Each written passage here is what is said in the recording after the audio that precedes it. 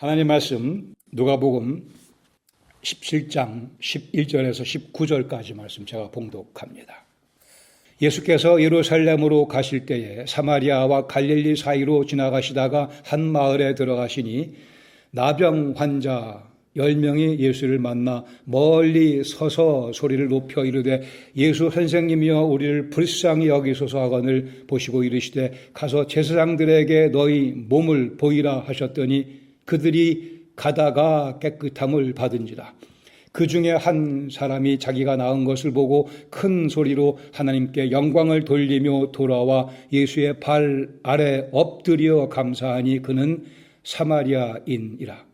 예수께서 대답하여 이르시되 10사람이 다 깨끗함을 받지 아니하였느냐? 그 9은 어디 있느냐? 이 이방인 외에는 하나님께 영광을 돌리러 돌아온 자가 없느냐 하시고 그에게 이르시되 일어나 가라 내 믿음이 너를 구원하였느니라 하시더라. 아멘. 저는 대학 다닐 때 공부를 잘 못했습니다. 잘 못했다기보다 공부를 아예 안 했습니다. 그렇지만 제가 나쁜 짓을 많이는 안 했어요. 제가 나쁜 짓 몇 개 했는데 그 중에 하나 제가 알려드리겠습니다. 수업 시작하려고 하면 교수님이 출석을 부르지 않습니까?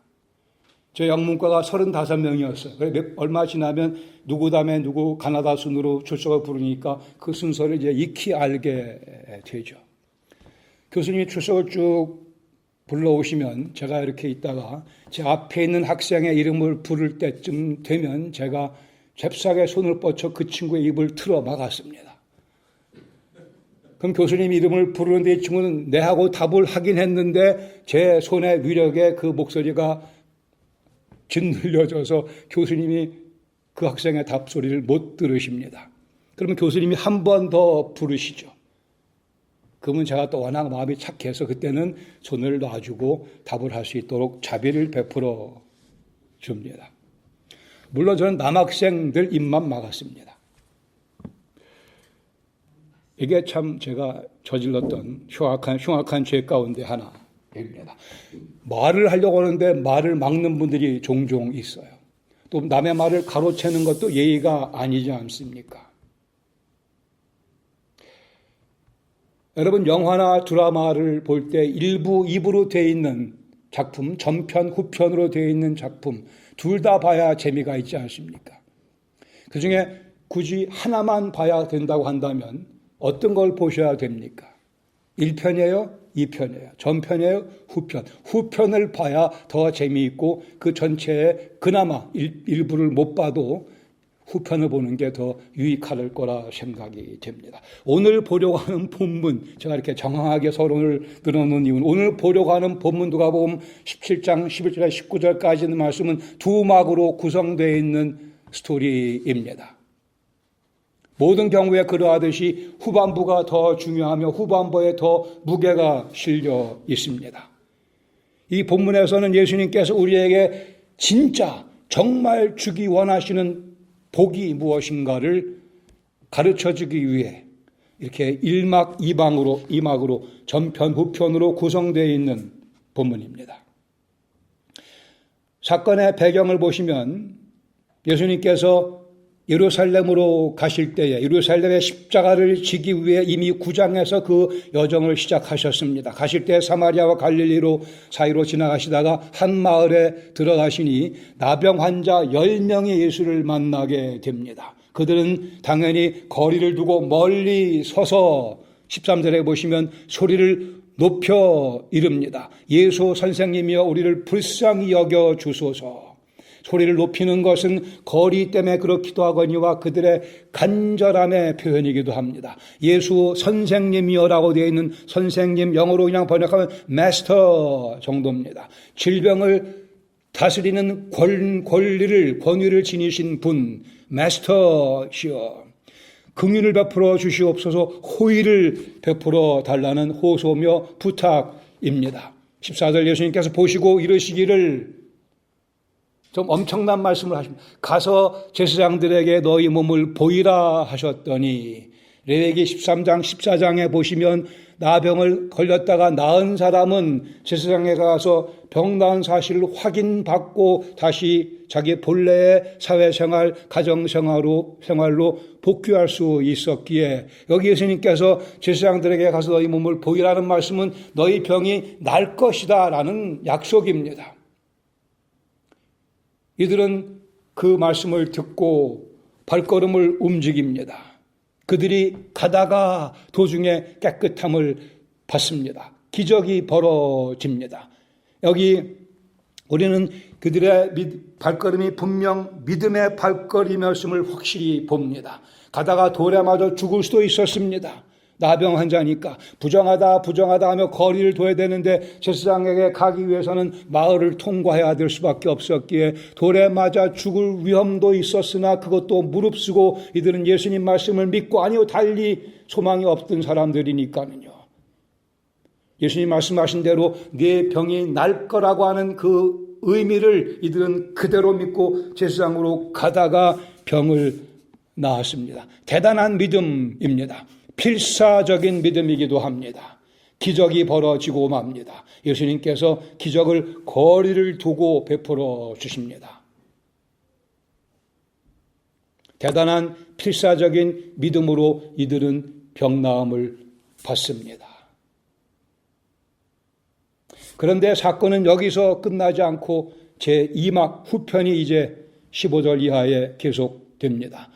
누가는 10사람 대신 이제 한 사람에게 초점을 맞추며 기록을 계속합니다. 15절에 보시면 원문에는 우리 성경에 빠져 있지만 원문에는 그때에 라는 표현이 있습니다. Now 또는 then 그때에 그 중에 한 사람이 자기가 나은 것을 보고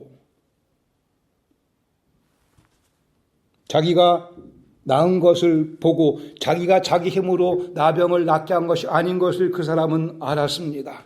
여기 소위 말하는 신학적 의미에서의 divine passive, 하나님의 수동형이라는 그런 표현들을 학자들은 사용하는데 하나님께서 만져주셔서 이 사람은 자기가 나음을 입게 된 것을 보고 이 사람은 생각합니다. 자기가 왜 병이 나았는가? 누가 나를 병 낫게 해주셨는가? 나를 병 낫게 하신 분은 과연 누구신가? 이 사람은 생각하며 큰 소리로 하나님께 영광을 돌리며 돌아옵니다. 예수님께로 돌아옵니다. 하나님께서 낫게 해주셨음을 깨닫고 16절에 예수의 발 아래에 엎드려 감사드립니다. 즉 하나님께서 예수님을 통해 자기에게 자비와 긍휼을 베푸시고 병을 낫게 하신 사실을 이 사람은 깨닫고 인식하고 내가 제사장에게 계속 가서는 안 되지 발걸음을 돌려서 예수님께로 옵니다. 누가는 기록하기를 그는 사마리아인이라 의미하는 바는 나머지 9은 유대인이라는 뜻이 될 것입니다. 17절에 예수님께서 그에게 이렇게 실상 질문하십니다. 10사람이 다 깨끗함 받지 아니하였느냐? 그 9은 어디 있느냐? 이 이방인 외에는 하나님께 영광을 돌리러 돌아온 자가 없느냐? 세 개의 질문. 그러나 이 질문은 질문이라기보다는 나머지 9에 대한 영적 진단일 것입니다. 그리고는 19절에 그에게 즉 사마리아인에게 이르시기를 일어나 가라 내 믿음이 너를 구원하였다고 말씀하십니다. 여기 구원이라고 되어 있는 표현 다시 정확하게 번역하면 내 믿음 때문에 내 믿음으로 내가 구원함을 받았노라고 말씀하십니다. 여기 구원받았다라는 동사는 그 앞에 14절에 있었던 깨끗함 받은지라라는 동사와는 다른 동사입니다. 15절에 사마리아인이 자기가 나은 것을 보고 나았다라는 동사 또 다른 동사입니다. 여기는 구원이라는 동사를 누가가 사용하고 있습니다. 여기 구원받았다라는 말씀을 예수님의 입에서 나오는 말씀을 들은 사람은 10명 중에 한 사람, 사마리아 사람 뿐입니다. 이것이 누가가 우리에게 강조해서 보여주고 싶은 포인트입니다. 9은 병나음 받았지만 한 명만 병나음도 받고 영혼의 구원도 받았다고 말씀합니다. 우리 자명한 그러나 중요한 두 개의 교훈을 정리해 봅니다. 첫 번째는 9사람의 믿음, 육신의 나병을 낫게 하는 믿음입니다. 먼저 10명의 나병 환자의 공통점, 다 나병에 불치의 병에 걸렸습니다. 달리 나을 길이 없는 상황. 두 번째는 간절한 믿음을 그들은 보여드렸습니다. 대단한 믿음, 필사적인 믿음을 예수님께 보여드리고 나병 환자인 채로 제사장을 향해 가고 있었습니다. 예수님께서 고쳐주실 것을 믿고 제사장을 향해 가고 있었습니다. 세 번째 공통점은 모두가 다 그 믿음 때문에 구원을 받았다는 사실입니다. 과연 하나님께서는 차별 없이 은혜를 내려주시는 분이십니다. 하나님은 은혜를, 자비를, 긍휼을 베푸시는 분이십니다. 마태복음 5장 45절에 말씀하기를 이는 하나님이 그 해를 악인과 선인에게 비추시며 그 비를 의로운 자와 불의한 자에게 내려주심이라 예수님께서 말씀하셨습니다. 악인도 하나님의 은혜를 받으며 살아가고 있습니다. 선인도 마찬가지요. 의로운 자도 마찬가지요. 불의한 자도 마찬가지로 하나님께서 주시는 햇볕과 비의 은혜를, 자비를, 긍휼을 누리며 살아갑니다. 제가 아무리 예수님을 사랑하고 하나님을 열심히 섬긴다고 해서 한겨울에 저희 집에만 따뜻한 태양열이 내려지는 것은 아닙니다. 여러분이 아무리 예수님을 사랑하며 주님을 열심히 섬긴다고 해도 한여름 가뭄 시절에 여러분 논과 밭에만 비가 내리는 것 아니지 않습니까? 세상에 호흡하고 있는 모든 존재들은 심지어 나무도 바위도 산들도 다 하나님의 자비로움 가운데 존재하고 있습니다. 세상에 예수님 모르는 사람 중에 우리보다 저도 돈이 굉장히 많지만 저보다 더 많은 돈을 갖고 있고 더 많은 건강을 더 오래 장수하는 사람이 얼마나 많이 있습니까? 그것은 하나님의 은혜요 자비의 결과입니다. 적어도 그들이 이 땅에 사는 동안에는 하나님께서 그들에게 자비와 은혜와 긍휼을 베풀어 주시며 그들이 하나님께로 돌아올 때까지 기다리고 계십니다. 하나님께서는 악인과 선인에게 골고루 햇빛을 비춰주십니다. 의로운 자와 악한 자에게 동일하게 비를 내려주시는 분이십니다. 과연 우리 하나님은 쫀쫀하신 분이 아니고 째째하신 분이 아니고 은혜의 하나님이십니다. 누가복음 6장 35절에도 같은 내용을 말씀합니다. 그는 은혜를 모르는 자와 악한 자에게도 인자하시다고 말씀합니다. 은혜를 모르는 자에게도 악한 자에게 하나님을 대드는 자에게도 하나님께서는 은혜로 대하시며 그들을 기다려 주십니다. 온 세상 사람들이 숨을 쉬며 살아가는 것은 예 없이 모두가 다 하나님께서 베푸신 은혜와 인자의 결과입니다. 아침에 운전하며 나갔다가 저녁에 몸 상하지 않고 운전하며 집에 돌아오는 것은 모두가 다 하나님께서 베푸신 은혜와 인자의 결과입니다.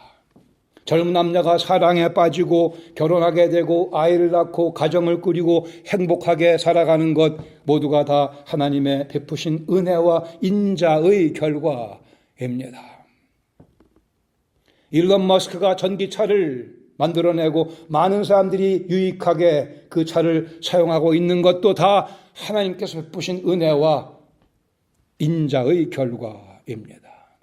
계속해서 새로운 약들이 개발되고 그 약 때문에 많은 환자들이 건강을 되찾는 것도 하나님의 은혜와 인자의 결과입니다. 우리 주위를 돌아보아 하나님의 은혜와 인자가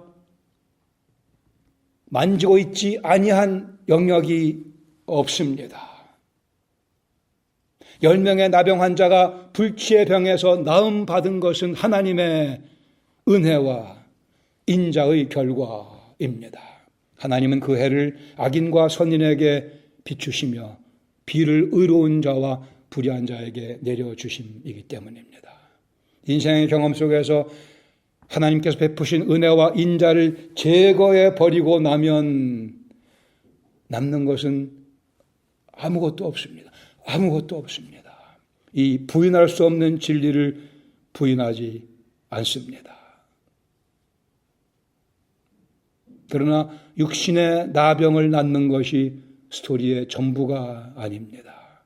악인과 선인 모두가 육신의 죽음을 경험합니다. 의로운 자와 불의한 자가 다 육신의 죽음을 경험합니다. 육신의 죽음은 영혼의 죽음의 외적인 표현입니다. 그러나 육신의 죽음을 경험하지만 다시 살아나는 사람들이 있으며, 즉 영혼의 나병을 치료받은 사람들이 있습니다. 우리가 영혼의 나병을 치료받은 사람들입니다. 후반부의 스토리를 경험한 사람들입니다. 전반부에서 끝나지 아니하고, 전반부의 스토리는 하나님의 은혜와 자비, 모든 사람에게 주어지는 은혜요 자비. 그러나 후반부의 스토리는 특정한 자에게, 선택받은 자들에게 허락하시는 하나님의 구원의 은혜, 영혼의 나병을 낫게 하시는 은혜입니다. 예수님께서, 하나님께서 보내주신 구원의 주님이심을 믿는 사람들, 죽지만 다시 살겠고, 무릇 살아서 그 이름 믿는 자들에게는 영원히 죽지 아니하는 은혜를 허락해 주셨습니다. 우리는 영원히 죽지 아니하는 영혼의 나병을 치료받은 후반부의 아름다운 스토리에 속해 살아가고 있는 사람들입니다. 그러게 두 번째, 사마리아인의 믿음, 영혼의 나병을 낫게 하는 믿음, 다시 한번 마음판에 새기기를 원합니다. 여기 사마리아인만이 9명은 듣지 못한 예수님의 특별한 음성을 듣습니다. 일어나라, 가라, 내 믿음 때문에 내가 구원을 받았노라. 이 사실을 잊어버리지 마시기 바랍니다. 9명은 듣지 못한 예수님의 19절의 이 말씀, 이 사마리아인만 들었습니다. 9명 나병이 낫는 엄청난 기적을 경험했지만 안타깝게도 사마리아인이 들었던 이 말씀, 내 영혼도 구원받았다라는, 내 영혼의 나병도 낫다는 음성을 9명은 듣지 못했습니다. 오늘날 이러한 분들이 얼마나 많은지요. 교회를 다니면서도 영혼의 나병은 치유받지 못한 영혼들이 얼마나 많은지요. 제 음성을 듣는 분들 가운데 그런 분이 한 분도 안 계시기를 바랍니다. 영혼의 나병을 치료받았기에 할렐루야를 외칠 수 있는 심령이 되시기를 바랍니다. 여기 우리 하나 더 분명히 지적해야 되는 것은 사도행전 10장 25절에 보시면 이런 내용이 있습니다. 마침 베드로가 들어올 때 고넬료가 맞아 발 아래 엎드려 절하니, 여기 사마리아인이 보였던 것과 비슷한 형태죠. 발 아래 엎드려 절하니. 26절, 베드로가 일으켜 이르되 일어서라, 나도 사람이라 하고, 즉 베드로는 사람으로서 다른 사람이 자기 앞에 엎드려 절하는 것을 허용할 수 없었고 허용하지 않았습니다. 그러나 본문 16절에 예수님께서는 예수의 발 아래 엎드려 감사하는 사마리아인의 예배를 예수님은 그대로 다 받으십니다. 네가 나에게 절하며 예배하니 잘한다. 그리고는 그에게 아름다운 선언을 해 주셨습니다. 여기 본문에서 누가는 하나님께 영광을 돌리는 것과, 하나님께 영광을 돌리는 것과 예수님 발 아래 엎드려 살해하는 것을 동일한 의미로 우리에게 전해주고 있습니다. 엎드려 살해하니는 즉 하나님께 드리는 예배의 행위입니다. 그리고 신약성경에는 오직 여기에서만 예수님께 직접 감사드리는 그러한 모습이 기록되어 있습니다. 여러분 아시는 것과 마찬가지 누가복음 5장에 중풍병자를 고쳐주시고 예수님께서 20절에 말씀하기를 내 죄 사함을 받았느니라 하셨습니다. 이 말씀과 일어나 가라 내 믿음 때문에 내가 구원받았다고 하시는 말씀 동일한 의미의 말씀입니다. 누가복음 7장에서도 예수님께 향유를 부은 한 여인의 사건 48절에 예수님께서 말씀하기를 내 죄사함을 받았느니라. 이 말씀 역시 동일한 일어나 가라 내 믿음으로 내가 구원받았다는 말씀 동일한 말씀입니다. 분명히 기억하시고 이 말씀을 평생 정확하게 이해하시기 바랍니다. 10명 모두가 다 기적을 체험했습니다. 기적을 체험했습니다. 그는 멀리 서서 소리 외치며 긍휼을 구했습니다. 그러나 오직 한 사람만이 예수님 발 아래 엎드리고 있습니다. 멀리 있던 그 사람 이제 가까이 예수님 발 아래 엎드리고 있습니다. 감사하게도 이 사마리아인은 예수님께서 하나님께서 보내신 메시아 구원의 주님이심을 명쾌하게 깨달았기에 제사장을 향해 가던 발걸음을 더 진행할 수 없었고 나는 참 대제사장 예수님께로 가야겠다고 해서 그는 예수님 앞에 나와 발 아래 엎드리는 복을 경험했습니다. 누가복음 4장 18절 예수님께서 당신의 사역 나사렛에서 시작하실 때에 이사야서를 인용하시면서 메시아로서 당신이 오신 목적 당신의 사명에 대해서 말씀합니다. 주의 성령이 내게 임하셨으니 눈먼 자에게 다시 보게 함을 전파하며 여기 다시 보게 함 눈을 뜨는 육신의 육안의 눈을 뜨게 하는 것을 넘어서서 예수께서 과연 메시아이시며 하나님께서 예수님을 메시아로 보냈다는 진리를 보게 하는 것이 예수님의 사명이셨습니다. 여기 사마리아인은 그 예수님의 사명대로 예수께서 메시아이심을 볼 수 있는 그러게 주님께 나오는 은혜를 복을 경험한 것입니다. 우리는 과연 어떤 예수님을 만났습니까? 육신의 나병을 고침받았습니까? 또는 삶의 이런 저런 어려움을 해결받으셨습니까? 이민아 살면서 하나님께서 인생의 많은 고비 가운데 그 위기에서 우리를 구원해 주시고 많은 건강의 문제도 해결해 주시고 이런저런 삶의 문제를 해결해 주시는 나병에 고침받는 복을 체험하셨을 것입니다. 좋습니다. 감사합니다. 그러나 그 모든 것 이외에 그 모든 것 위에 우리가 경험해야 되는 것은 우리 영혼의 나병 치료받는 것입니다. 여러분 주위에 있는 분들에게 예수님이 누구라고 소개하십니까? 내 삶의 위기에 나를 구원해 주신 분이십니까? 아니면 그뿐 아니라 더 나아가서 내 영혼의 나병을 치유해 주신 나의 추악한 죄를 다 정결케 해주신 그를 위해 십자가에 돌아가신 나의 주, 나의 왕, 나의 하나님이라 소개하십니까? 우리는 지금 예수님 앞에 엎드려 경배 드리며 살아가고 있습니까? 나는 예수님 앞에 엎드려 감사드리는 삶을 매일매일 살아가고 있습니까? 받은 바 은혜가 많고 감사하긴 하지만 계속 멀리 서서 가끔 필요할 때마다 호소하며 저를 도와주시옵소서 가까이 나와 그 앞에 엎드려 경배하며 감사하는 9명의 나병 환자는 멀리 서서 예수님 만나고는 더 이상 예수님 만나지 못한 것 같습니다.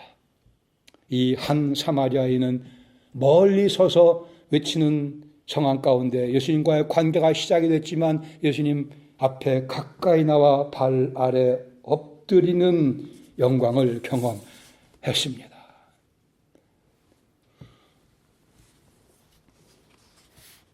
다시와 누가의 기록은 분명 후반부에 무게가 실려 있습니다. 누가의 입을 중간에 막아서는 안 됩니다. 누가가 성령님의 감동으로 기록한 이 누가복음 17장 11절에서 19절 후반부 명확하게 이해하실 수 있기를 바랍니다.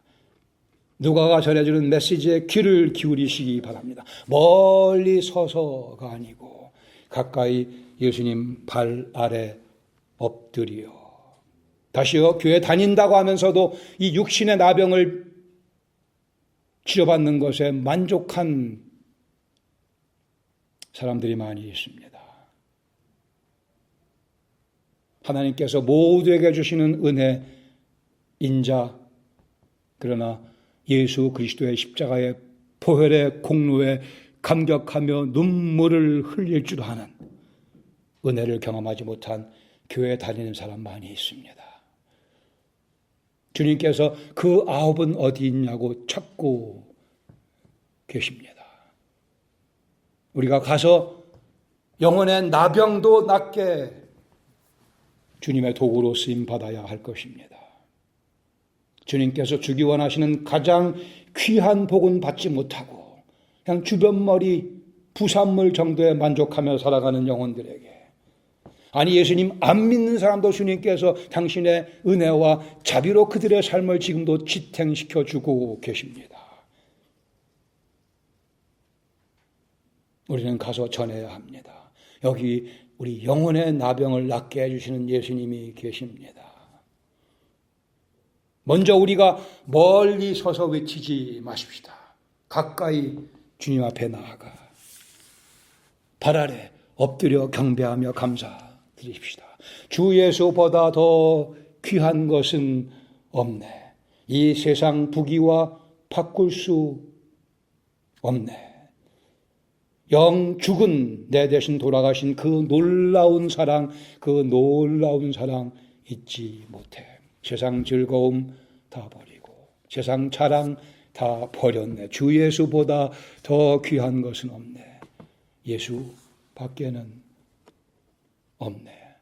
누가의 초점이 10명에서 1명으로 옮겨갑니다. 그리고 그 사마리아인에게서 예수님께로 옮겨갑니다. 사마리아의 초점, 나병 나은 것으로부터 예수님 메시아 되시는 사실로 옮겨갑니다. 내 영혼의 나병을 말끔하게 씻어주신 예수님 발 아래 엎드려 오늘도 경배드리며 찬양드리며 감사드리는 삶을 계속해 나가시기를 축원합니다. 같이 기도하겠습니다. 우리는 누구도 교만할 수 없습니다. 내가 사마리아인 같이 하나님의 은혜를 경험했으면 그저 감사할 뿐이죠. 그 9을 경멸하지 마십시다. 불쌍히 여기십시다. 그 아홉도 주님 앞에 나올 수 있도록 주의 도우심을 구하며 우리가 그 일에 도구로 쓰임 받아야 참 영혼의 나병을 치료받은 사마리아인의 모습일 것입니다.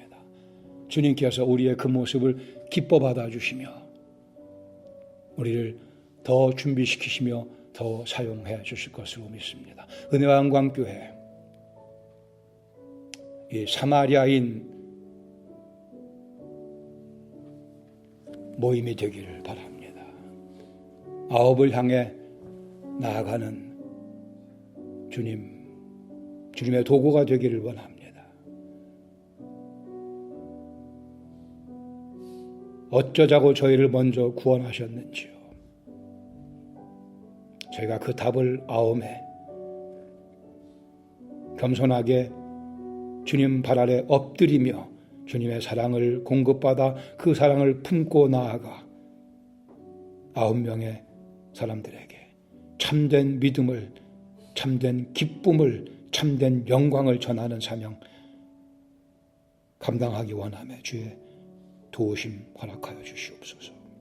이제는 저희들로 하여금 이 귀한 은혜에 참여하도록 십자가에 죽으시고 부활하신 우리 주 예수 그리스도의 은혜와 아버지 하나님의 사랑하심과 진리의 말씀 제대로 깨달으며 사탄의 속임수에 속지 아니하고 하나님의 음성을 들을 수 있도록 저희 속에 역사하시며 권고하시는 성령님의 감동, 감화하심이 오늘도 주 앞에 나와 감사함으로 예배드리며 한 주간의 승리를 주 앞에서 꿈꾸며 주의 도우심을 구하는 주의 사랑하는 백성들 심령 가정 위에 은혜와 영광 교회 위에 영광의 주님 만나 뵙는 그 순간까지 늘 함께해 주시길 예수 그리스도의 이름으로 축원합니다.